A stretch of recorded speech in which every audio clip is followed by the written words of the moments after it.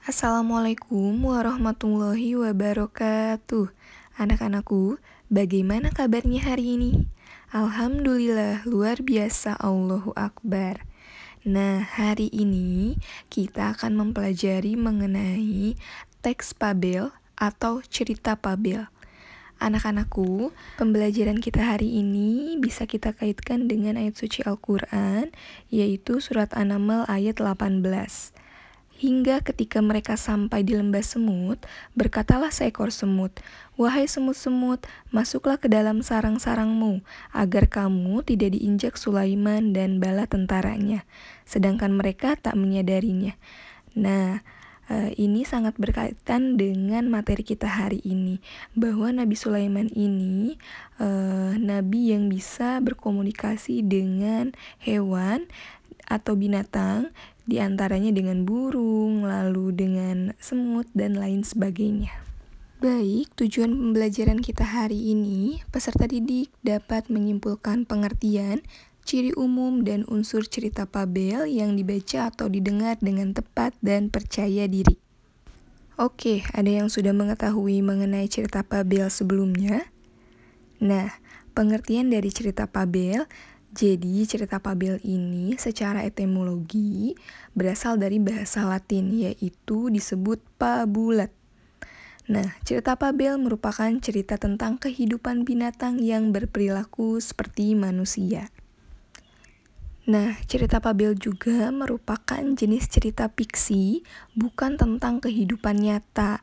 Sering disebut juga cerita Fabel ini merupakan cerita yang isinya itu memberikan pesan moral di dalam ceritanya, yang berkaitan dengan kehidupan sehari-hari. Selanjutnya, ada ciri-ciri Fabel. Yang pertama ini, Fabel mengambil tokoh para binatang.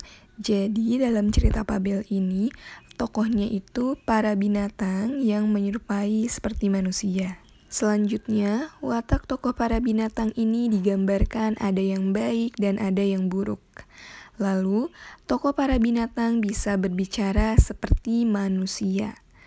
Poin selanjutnya, cerita memiliki rangkaian peristiwa sebab akibat.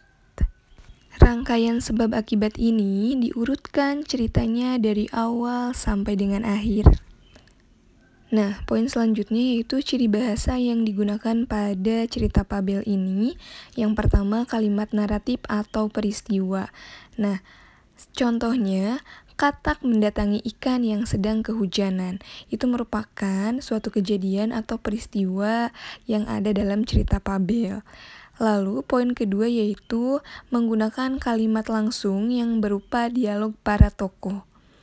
Untuk selanjutnya, menggunakan kata sehari, lalu ada unsur-unsur Fabel. Yang pertama itu ada tokoh, orang atau hewan yang menjadi pelaku dalam cerita Fabel tersebut. Yang kedua ada penokohan. Penokohan ini pemberian karakter pada tokoh, sifat atau wataknya.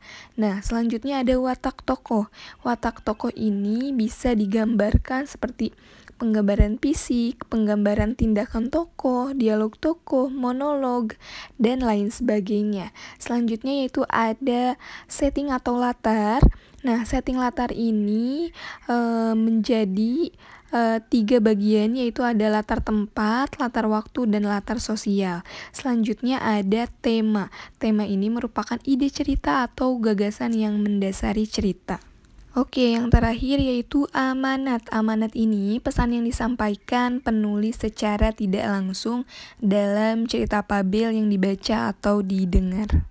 Baik anak-anakku, jika ada yang ingin ditanyakan, kita tanya jawab melalui WhatsApp grup ya. Terima kasih. Wassalamualaikum warahmatullahi wabarakatuh.